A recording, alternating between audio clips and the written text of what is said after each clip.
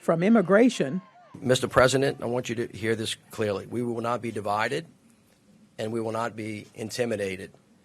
And if you and Congress do their job, you should be able to fix this problem. That's immigration, because we speak plainly and authentically, too. That's pretty plain.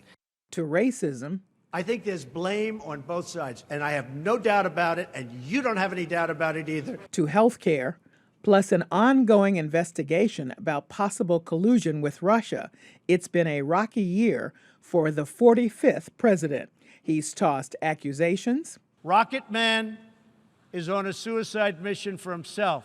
Fake news, folks, fake news. What's your message? Typical New York Times fake stories. Critics challenge the president on his comments and policy decisions. The president has got to be engaged in some sensitivity and heart changing. And when I say heart, we got to appeal to his heart, because there's something wrong, it seems, to me, when you make comments that way, and maybe that's what you believe. And the press called out his flip-flops. Mr. President, Breitbart called you Amnesty John. Now, as the president prepares to deliver the State of the Union address, can Americans of color expect anything to change for the better?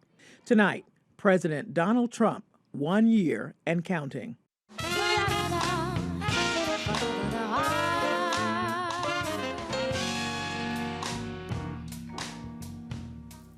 Welcome to our 50th season of Basic Black. Some of you are joining us on our live broadcast, and others of you are joining us on Facebook Live. I'm Callie Crossley, host of Under the Radar 89.7. Joining me tonight are Saida Grundy, Assistant Professor of Sociology and African American Studies at Boston University. Dr. Paul Watanabe, Professor of Political Science and Director of the Institute for Asian American Studies at UMass Boston. Kim McLarin, Associate Professor of Writing, Literature, and Publishing at Emerson College, and Yvonne Espinoza, Executive Director of the Lawyers Committee for Civil Rights and Economic Justice. Welcome to you all. Thank you.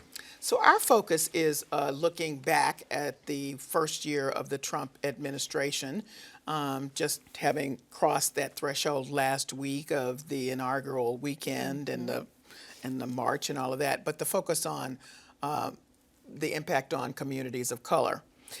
What I think is interesting that you were all asked what you think was a very central issue, and the thing that you all said was immigration. Mm-hmm. And so I'm going to start with you, Paul Watanabe. Why is it just so important, and why is it a central focus of yours in looking back? I think immigration is a good lens into what's happening not only in this administration but our country, because it brings together elements of race, it brings elements of nativism. Immigration is fundamentally about what we think of who belongs in our society, who should be in it and who should be out of it. What's the rules of it? What are the boundaries for inclusion and exclusion? And so I think we learn a lot through immigration, and I think we've learned a lot from this particular president about what he thinks about it. And his views on immigration are also reflective of his views on race. Absolutely. Kim? Well, I agree, and I think, immigration is what, in part, a large part, got Trump into office. He rode this whipped up anti-immigrant furor, this, criminalization. We talked about it earlier. What do you call it? Crimmigration. Crimmigration. Fury into office, and it has sustained his what popularity he has, and which won't budge. So I think it is a critical point. It's not the only one that affects communities of colors. I think the tax reform, the demonization of the press, all of these are going to have decimated our democracy. But certainly, in terms of immediate danger to brown and black people, that's the ticket. Saida? It is for me because of a couple of strands. One, I think it's a continuation of policies that we very much ignored in this past 8 years. 90% of our deportees were men of color, particularly Black and Latin men, right? And so the way, as Professor Watanabe said, the way we have used immigration is very much a litmus test for all the racist policy we can drive through in any given political moment. I think the other thing for me as well is, though, it is the common thread throughout the rise of global fascism. So when I look at the fury, the xenophobic fury that we see happening in the West, the common scapegoat has been brown people from other places, right? Ironically, places that all of these countries colonized.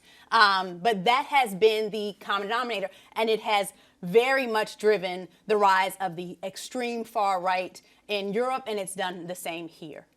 So, Yvonne, this is your business. And I mean, you were in this business before Trump and before this kind of focused attention. Of course, we know that President Obama was known as the deporter in chief. Let's not forget that. Right. But what's changed in the tenor and tone under the Trump administration? There's a lot that's changed. And I think one of the best ways to see it is that we had significant deportations happening under the Obama administration, as you just said, the deporter-in-chief. And at the same time, the deportations have continued, but by eliminating the priorities that had been established under Obama to focus on serious felons, people with extensive criminal records that actually pose a threat to public safety, endanger our communities, those were priorities under Obama. Under Trump, we don't have those priorities. He says that everyone should be a priority, and then by definition means that no one is a priority. What we're seeing is the equating of immigrant with criminal. And we've also seen a lot of rounding up of immigrants. We've documented at the Lawyers Committee for Civil Rights arrests at more than 24 courthouses in Massachusetts alone. When you think about that, when you think about a battered woman coming forward to get a restraining order against her abuser, and then while she's in court to get that order, immigration comes and arrests her, I think that tests our values as Americans. Or reveals our values. You're right. And immigration becomes a litmus test for what are the constitutional protections that we believe should apply to all of us as human beings.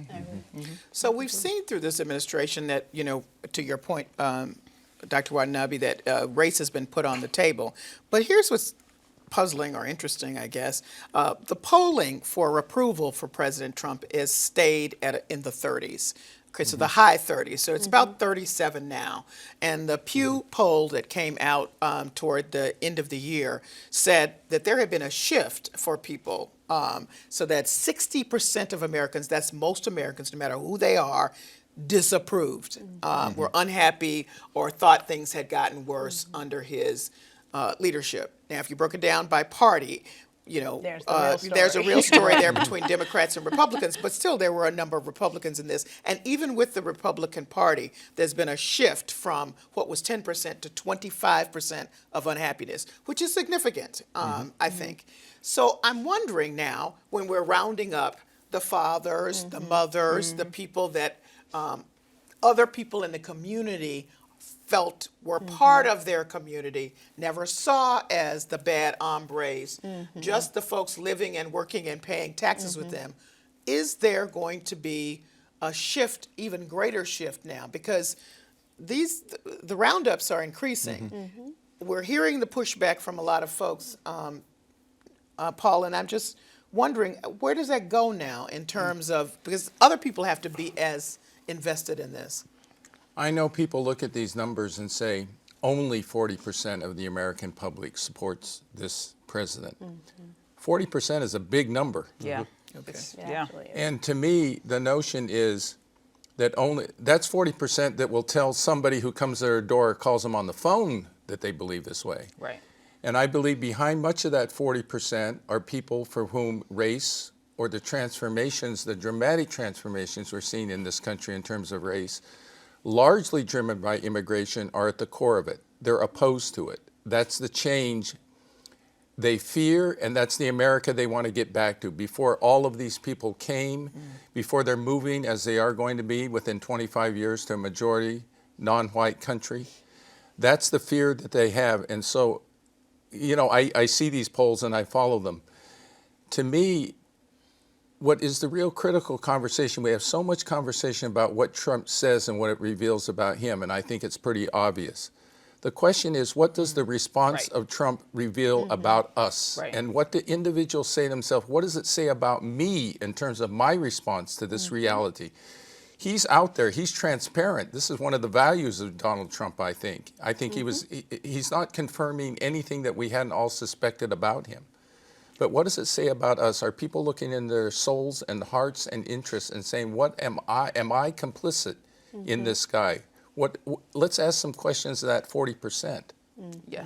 All right, so what are the questions that we ask then? I mean, because if the 40% is just, you make a fine point, and there are many others, then what has been the impact of the toxicity that we felt as people of color most sharply in terms of the rest of the society, I guess? Well, I mean, I think Paul makes an excellent point, and the point before we get to that, I wanted to say that it would be optimistic to think that there are some people who are seeing the effects in their communities upon people they didn't think it would happen to, and are second guessing it. But because we continue to live such segregated lives in this country, the vast majority of those Trump supporters do not, in fact, come into contact with Black and brown people, so they're perfectly happy.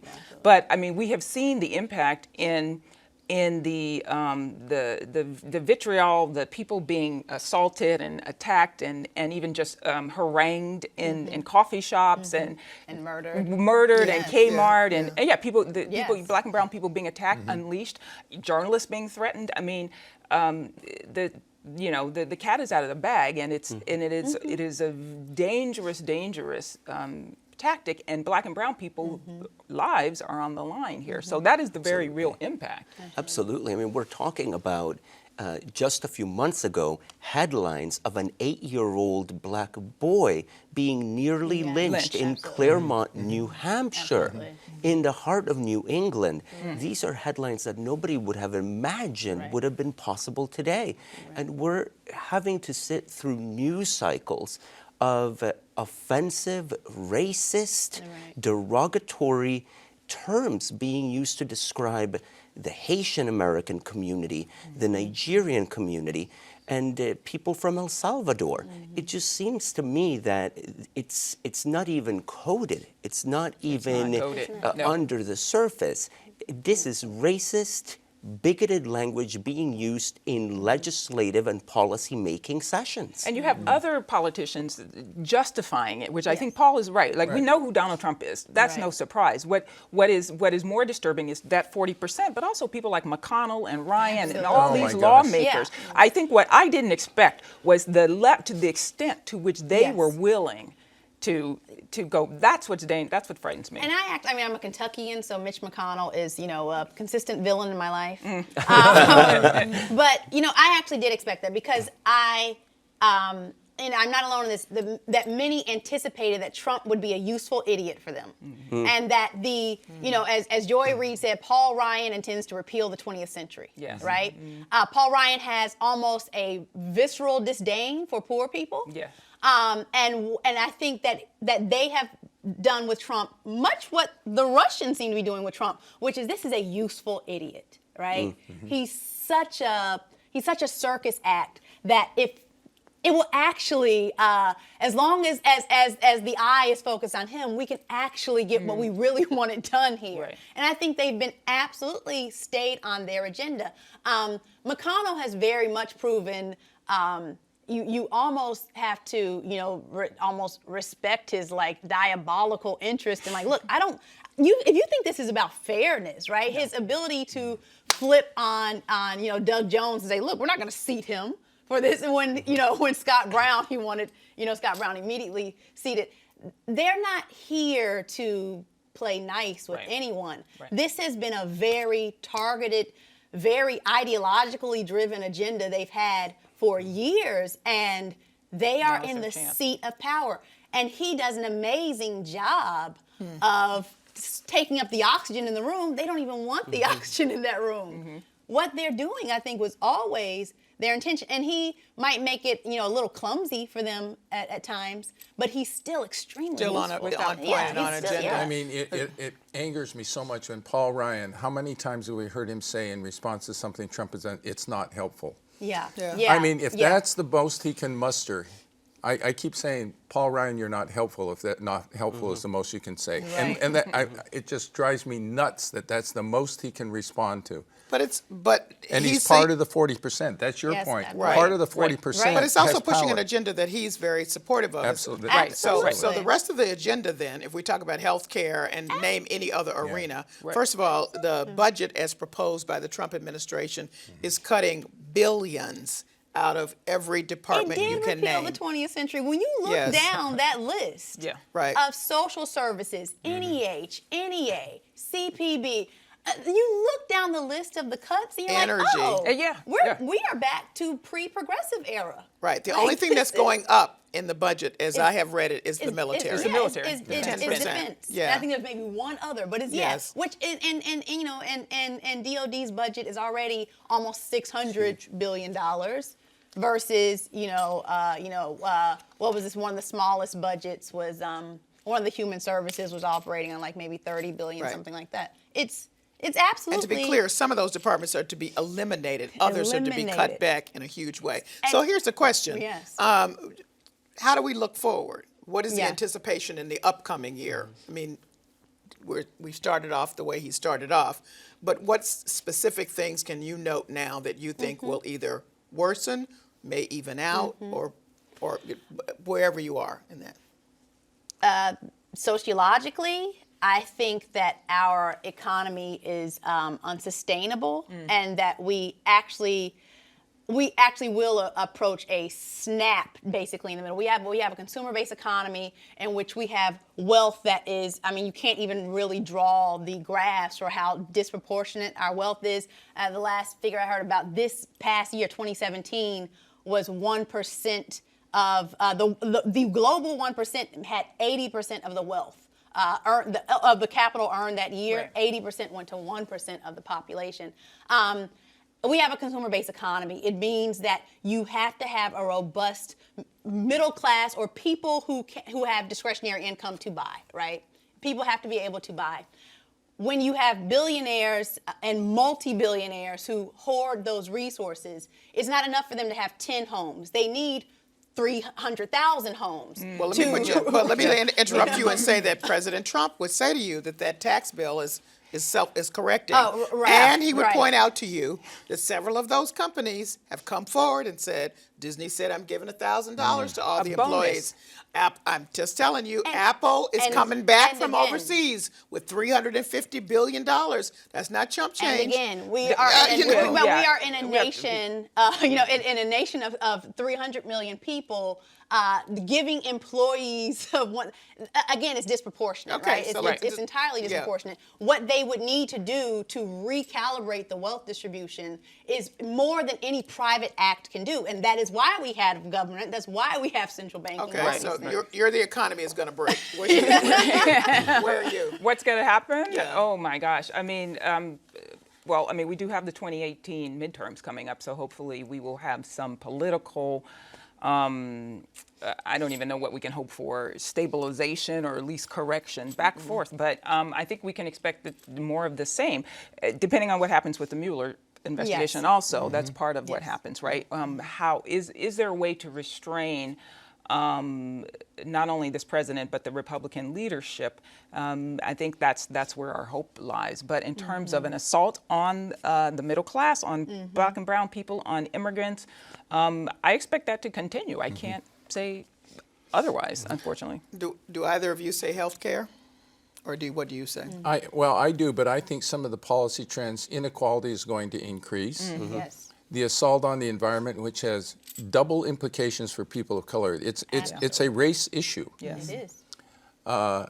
It's going to continue. And the thing that I think is most worrisome, it's amazing within a year what Trump has been able to do in terms of just the response in American society to him and the views and the policies and behavior.